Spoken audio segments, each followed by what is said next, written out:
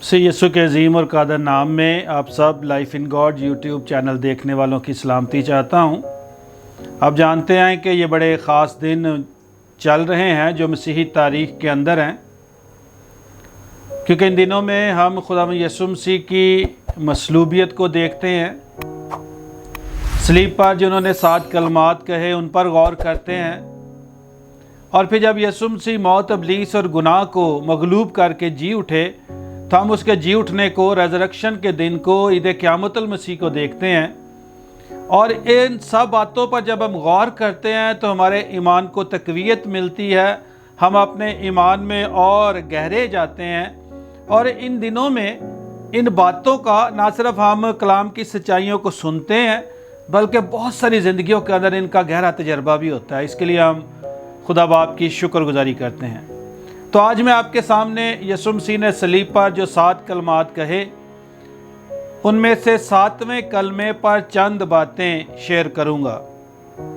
तो ये रेफरेंस जो है हमें मुकद्दस लूका की अंजील में मिलता है। मुकद्दस लूका जो तबीब थे, 23वें बाब की 46वीं आयत में इस तरह से लिखा है, फिर यीशु ने बड़ी आवाज़ से पुकार कर कहा, ऐ बाप, मैं अपनी रूह तेरे हाथों में सौंपता हूँ। और ये कहकर दम दे दिया।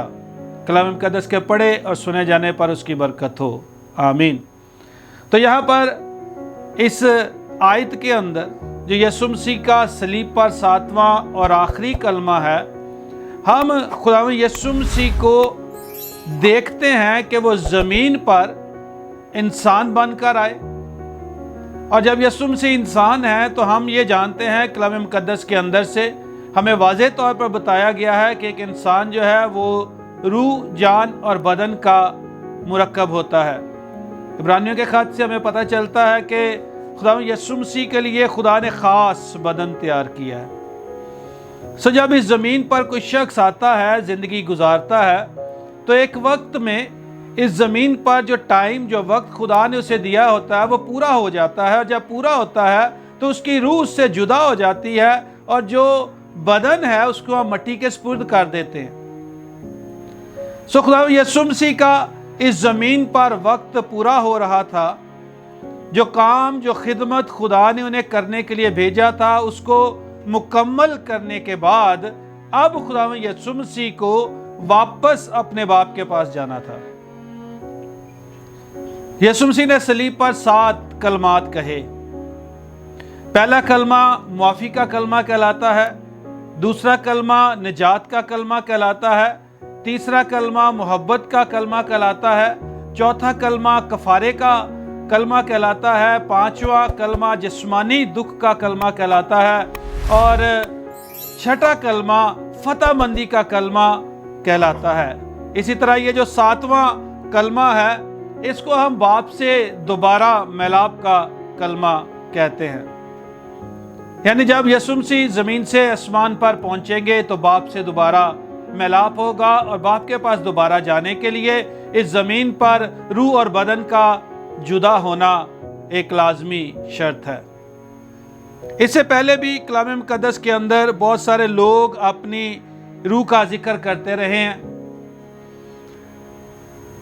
जब अय्यूब की ज़िंदगी के अंदर बहुत सारे मुश्किल हालात थे, तो अय्यूब की किताब के अंदर लिखा है 7वें बाब की 11वीं आयत में कि अय्यूब ये कहता है, मैं अपनी रूह की तलखी में बोलता जाऊंगा। यानी वो अपनी रूह का जिक्र कर रहा है। और इन सब में जो सबसे मशहूर पैसेज है, जिसको हम अमूमन इस कलमे के साथ मिला हुआ देखते हैं, वो ज़बूर नवीस यानी दाऊद का ज़बूर है। ज़बूर 31 और 5वीं आयत, जिसमें इस तरह से लिखा है, मैं अपनी रूह तेरे हाथ में सौंपता हूँ, ऐ खुदावंद सच्चाई के खुदा, तूने मेरा फिदिया दिया है। तो यहाँ पर भी अपनी रूह को ज़बूर नवीस जिक्र करता है कि वो खुदा के हाथों में सौंपता है, क्योंकि खुदा जो है, ज़बूर नवीस कह रहा है कि सच्चाई का खुदा है, उसी ने मेरा फिदिया दिया है, क्योंकि मैं उसका हूँ, इसलिए मेरी रूह को वापस उसी के पास जाना है, मेरी रूह को उसी के पास होना चाहिए। اس لیے جتنے یہ سمجھ رکھتے ہیں خداوند یسوع کے خون سے دھلے ہیں، جب ان کا سفر زمین پر ختم ہوتا ہے تو اپنی روح کو خدا باپ کو سونپ دیتے ہیں، کیونکہ روح ازلی ہے، روح ابدی ہے، روح کبھی نہیں مرتی اور اسے خدا باپ کے پاس واپس جانا چاہیے۔ اسی طرح ہم امثال کی کتاب میں بھی دیکھتے ہیں کہ وہاں پر لکھا ہے پہلے باب کی 23ویں آیت میں، تم میری ملامت کو سن کر باز آؤ، دیکھو میں اپنی روح تم پر انڈیلوں گی، میں تم کو اپنی باتیں بتاؤں گی۔ حکمت کا ذکر کیا جا رہا تھا۔ پھر یسایہ کی کتاب میں ہم دیکھتے ہیں 44ویں باب کی 3 آیت میں، کیونکہ میں پیاسی زمین پر پانی انڈیلوں گا اور خشک زمین میں ندیاں جاری کروں گا، میں اپنی روح تیری نسل پر اور اپنی برکت تیری اولاد پر نازل کروں گا۔ خدا کی روح کا ذکر ہے۔ خدا یہ فرماتا ہے کہ میں اپنی روح تیری نسل پر اور اپنی برکت تیری اولاد پر نازل کروں گا۔ یسایہ کے ذریعے یہ بات آگے چل رہی ہے، اور پھر حزقیل کی کتاب میں بھی ہمیں 2 جگہ پر ذکر ملتا ہے۔ اس طرح سے 36ویں باب کی 27ویں آیت میں اس طرح سے لکھا ہے، اور میں اپنی روح تمہارے باطن میں ڈالوں گا۔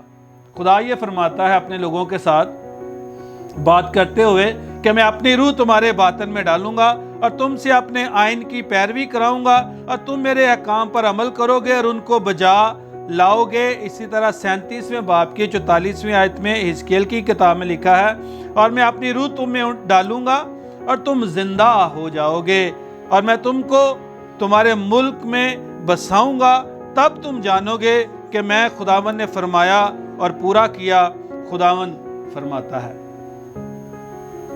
یعنی حزقیل کی کتاب میں، پرانے عہد نامے میں مختلف ریفرنس جو ابھی میں نے آپ کے سامنے رکھے ہیں، ایک بات بہت واضح ہے جس کو ہمیں سمجھنے کی ضرورت ہے کہ ہماری روح کو خدا کے آئین کی پیروی کرنی چاہیے۔ اس لیے جب ہم اس زمین پر ہوتے ہیں، بائبل مقدس ہمیں بتاتی ہے کہ ہم خدا سے علیحدہ ہیں، خدا سے جدا ہیں۔ کوئی بھی شخص جب اس زمین پر پیدا ہوتا ہے یسوع مسیح کے تجسم کو نکال کر، کیونکہ یسوع مسیح وہ واحد شخصیت ہیں جو مقدسہ مریم سے جسمانی طور پر ضرور پیدا ہوئے، لیکن انہوں نے تجسم اختیار کیا تھا۔ ان کی پرسنالٹی، ان کی شخصیت خدا کے بیٹے کی ہے، اور وہ سب سے علیحدہ اور جدا ہے، یونیک ہے۔ باقی سارے انسان، مجھ سمیت، آپ سمیت، جب اس زمین پر آتے ہیں ابلیس کی بادشاہی میں ہوتے ہیں، گناہ کے مارے ہوتے ہیں، گناہ کی قید میں ہوتے ہیں، ابلیس کے فرزند ہوتے ہیں، لیکن خدا ہم پر اپنی محبت کی خوبی اس طرح ظاہر کرتا ہے کہ جب ہم گناہ گاری تھے تو مسیح ہماری خاطر مصلوب ہوا۔ یسوع مسیح کے کفارہ کی بدولت یہ کام جو صلیب پر ہو رہا ہے، جس کا اینڈ اب اس طرح سے ہے کہ خدا میں یسوع مسیح اپنی روح باپ کو سونپ رہے ہیں، کیونکہ اس کے بعد وہ جی اٹھیں گے، موت، ابلیس اور گناہ کی قید ختم ہو جائے گی۔ اس لیے جو کلام مقدس کے اندر لکھا ہے اس کی ایک ایک بات کا پورا ہونا ضروری تھا، اور بائبل مقدس بتاتی ہے کیونکہ خدا نے، یونا کی انجیل 3 باب کی 16ویں آیت میں، کیونکہ خدا نے دنیا سے ایسی محبت رکھی کہ اس نے اپنا اکلوتا بیٹا بخش دیا، تاکہ جو کوئی اس پر ایمان لائے ہلاک نہ ہو بلکہ ہمیشہ کی زندگی پائے۔ جتنے خداوند یسوع کے خون سے دھلتے ہیں، اسے شخصی نجات دہندہ قبول کرتے ہیں، وہ ابدی ہلاکت سے نکل جاتے ہیں، وہ ہلاکت سے بچ جاتے ہیں، کیونکہ ہلاکت کا مطلب خدا سے مکمل جدائی ہے۔ اس کو ابدی موت بھی کہا گیا ہے۔ لیکن جو مسیح پر ایمان لاتے ہیں، ان کی مردہ روح جو گناہ کے تابع ہوتی ہے، جو ابلیس کے تابع ہوتی ہے، وہ یسوع کے خون سے دھلنے کی وجہ سے، وہی خون جو اس صلیب پر سے بہا ہے، جس پر یسوع مسیح لٹکے ہوئے یہ 7واں کلمہ کہہ رہے ہیں۔ اس سے پہلے 6 کلمے میں انہوں نے فتح مندی کا نعرہ لگایا ہے، تمام ہوا، یعنی وہ سارا نجات کا کام جو یسوع نے کرنا تھا وہ بنی نوع انسان کے لیے پورا ہو گیا ہے۔ جتنے اس کے خون سے دھلتے ہیں، پاک ہوتے ہیں، ان کی مردہ روح زندہ ہو جاتی ہے، خدا کے ساتھ واپس کنیکشن میں آ جاتی ہے، خدا کے بیٹے اور بیٹی ہونے کا حق دوبارہ مل جاتا ہے، اور جب خدا کے گھرانے میں آ جاتے ہیں، اس کی کنگڈم میں آ جاتے ہیں، تو پھر خدا کی زندگی کے مطابق ज़िंदगी का बसर होना ज़रूरी है। और खुदावंद यीशु मसीह वो वाहिद कामिल शख्सियत थे जिन्होंने खुदा बाप की मर्जी को ज़मीन पर 100% पूरा किया। और उस मर्जी को पूरा करने के लिए बाइबल ये बताती है, फिलिपियों के ख़त के 2 बाब की जब 6 आयत से ऑनवर्ड हम पढ़ते हैं तो खुदावंद यीशु मसीह ने खुदा के बराबर होने को कब्ज़े में रखने की चीज़ नहीं समझा। उन्होंने अपने आप को खाली कर दिया। यीशु मसीह ने खादम की सूरत इख्तियार कर ली, इंसानों के मुशाबे हो गए और यहाँ तक फरमाबरदारी की कि मौत बल्कि सलीबी मौत गवारा की। ये सलीबी मौत ही है, ये सलीब ही है जहाँ पर यीशु मसीह लटके हुए ये 7वां कलमा कह रहे हैं। ये सलीब पर आखिरी कलमा है जिससे हमें ये पता चल रहा है कि यीशु मसीह अपनी रूह बाप को सौंप रहे हैं, जिससे हमें यह पता चलता है कि हर ईमानदार की रूह जो है वो बाप के पास वापस जाती है यीशु के खून से धुलने की वजह से। सो मेरे अजीज़ों, आज इस 7वें कलमे के तवस्सुत से life in God YouTube channel पर कलाम की ये खिदमत करते हुए मैं आपको याद दहानी करवाना चाहता हूँ कि अगर आपने आज तक यीशु मसीह को नहीं समझा, उसका अपना शख्सी निजात दहिंदा कबूल नहीं किया, उसके खून से आप नहीं धुले, तो आप बहुत बड़े खतरे में हैं, क्योंकि आप अपनी अबदियत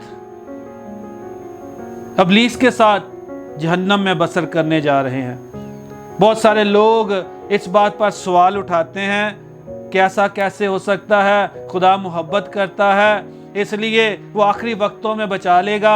मैं आपको ये बताता हूँ, आपको ये बताना चाह रहा हूँ, आपके सामने ये बात अर्ज कर रहा हूँ, गोश गुजार कर रहा हूँ। बाइबल ऐसा कुछ नहीं बताती। बाइबल ये बताती है क्योंकि खुदा मोहब्बत करता है, इसलिए उसने मेरे गुनाहों के बदले, आपके गुनाहों के बदले, सारी दुनिया के गुनाहों के बदले अपने बेटे को कफारा होने के लिए दिया। यानी मेरा गुनाह, आपका गुनाह खुदा यीशु मसीह ने उठा लिया। और अगर मैं इसमें शामिल होना चाहता हूं तो इसके लिए ज़रूरी है, अगर मैं इस बात को कबूल करना चाहता हूं, अगर आप कबूल करना चाहते हैं जैसे मैंने कबूल किया था, तो इस बात को समझें, इकरार ज़रूरी है, यीशु के खून से धुलना ज़रूरी है, उसे अपना मालिक और मुनज्जी मानना ज़रूरी है, उसकी सलीब के पास आकर ये कहना ज़रूरी है कि खुदा बाप मैं गुनाहगार हूँ, मुझे यीशु की ज़रूरत है, उसके खून से धुलिए, अपनी अब्दियत को सिक्योर कीजिए, क्योंकि खुदा में यीशु मसीह ने अपनी रूह को बाप के हाथों में सौंपा है, इसलिए आपकी रूह को भी खुदा बाप के पास जाना ज़रूर है। खुदावंद आप सबको ऐसा करने का फजल दे जिन्होंने यीशु को शख्सी निजात दहिंदा कबूल किया है और इस बात की श्योरिटी रखते हैं। मेरी उनके लिए दुआ है कि वो उसके फजल से आखिर तक कायम रहें। खुदावंद आप सबको बरकत दे। आमीन।